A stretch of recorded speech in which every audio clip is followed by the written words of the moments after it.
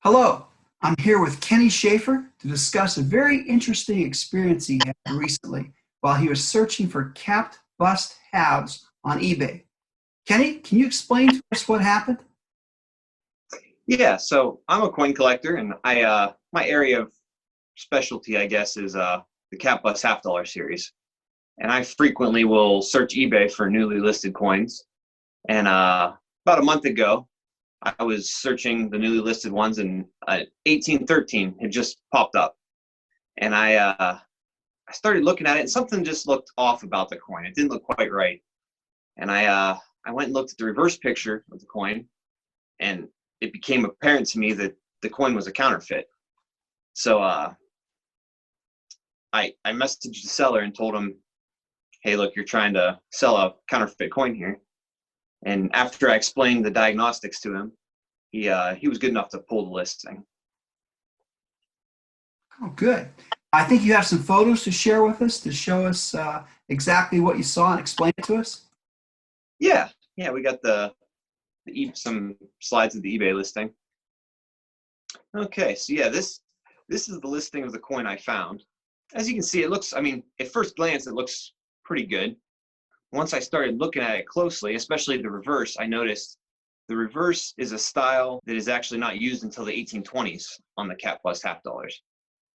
And on the next slide, I got the diagnostics pointed out.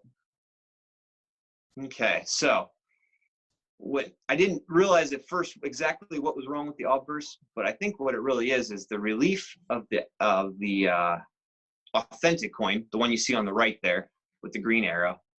You can see like the detail in the hair is much more pronounced. It's actually deeper on the coin. And later in like the 1820s, they really reduced that relief in the dies. And as you can see on the one on the left, which is the counterfeit one we found on eBay, it's a lot flatter, and it's got more hair detail like engraved into it. So that's what's off. One of the things that's off about the obverse that kind of makes it the most obvious. And then on the bottom left is also the counterfeit coin we found on eBay. You can see that 5 is kind of a blocky 5.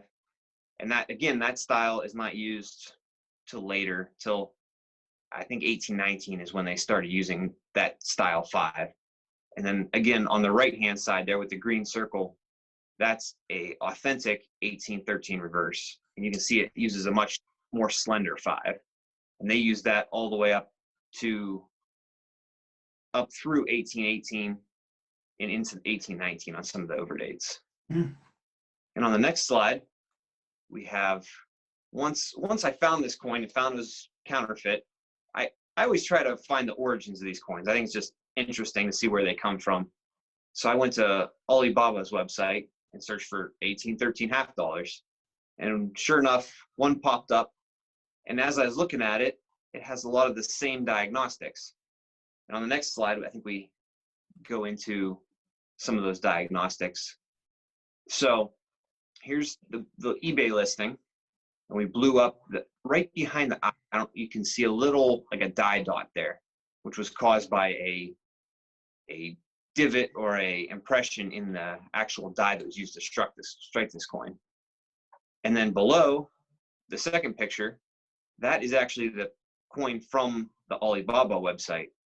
So in fact, these two coins were actually struck from the same die. And that die marker is the telltale sign of that. Hmm. Hmm. And if we look at the reverse, we can compare those also. And if you notice, it has the same style 5. The one on the left is our eBay coin, and the one on the right is from the Alibaba site. And they have, if you look at that 5, it's the same style 5.